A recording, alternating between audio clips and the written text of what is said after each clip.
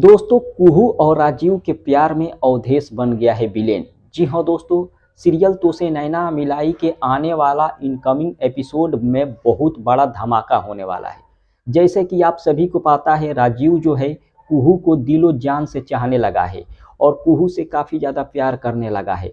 लेकिन उधर अवधेश जो है इसमें विलेन का किरदार निभा रहा है, यानी कि विलेन बन चुका है।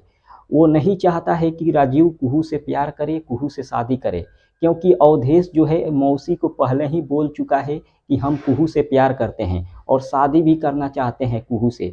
लेकिन इधर कुहू भी नहीं चाहती है कि राजीव हमसे प्यार करे। कुहू अपना बेइज्जती खुद करवा रही थी राजीव के दोस्तों से, लेकिन राजीव को देखा नहीं गया। राजीव अपने दोस्तों को वहां से भगा दिया। लेकिन कुहू नहीं चाहती है कि राजीव हमसे प्यार करे।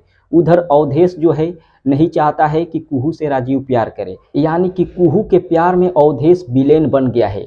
यानी कि आने वाला इनकमिंग एपिसोड बहुत ही धमाकेदार होने वाला है। फिलहाल दोस्तों इतना ही, मिलते हैं अगले वीडियो में। धन्यवाद।